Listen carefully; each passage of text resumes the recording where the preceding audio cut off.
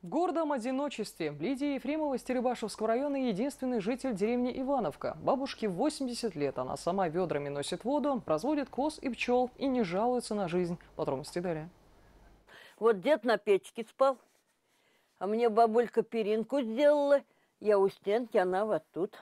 За 80 лет в этом доме изменилось лишь одно. Бабушка Лида уже давно не спит на печке, а вот детские воспоминания забыть все равно не может. Маленький, но уютный дом, родовое гнездо пенсионерки. Здесь жил еще ее прадед. Здесь провожали на войну отца. Маленькой Лидочке был всего год, а когда он пришел живым с фронта, Лиде было уже 5 лет.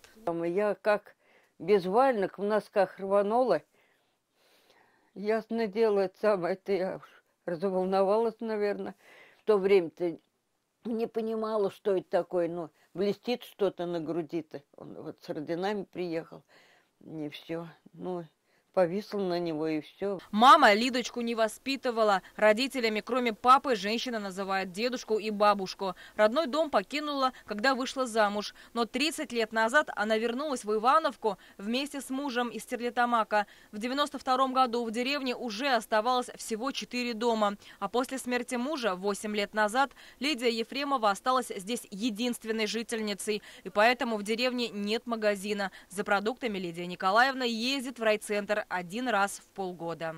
Я все с осени покупаю не килограммами, а мешками. Муку, это крупы, макаронные изделия. А все остальное, овощи, молоко, мясо, у меня все здесь. Вам помочь надо? Не надо.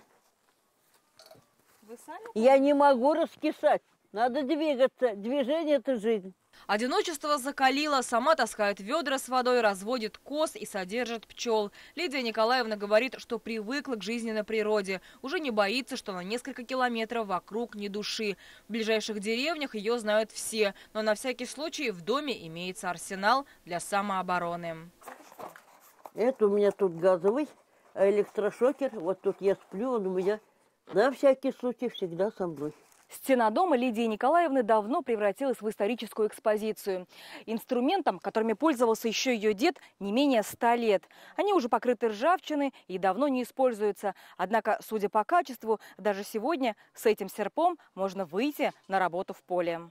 И время как будто остановилось в этих вещах, но точно не в этой хрупкой бабушке. На первый взгляд может показаться, что Лидия Николаевна живет здесь, потому что одинока. Но это не так. Нечасто приезжают гости, знакомые, родственники. Но в город к детям она ни за что не уедет. Наоборот, ждет и надеется, что в некогда большой деревне появятся новые дома, а у нее соседи. Динара Таймасханова, Влад Садриев, новости, Стерлибашевский район.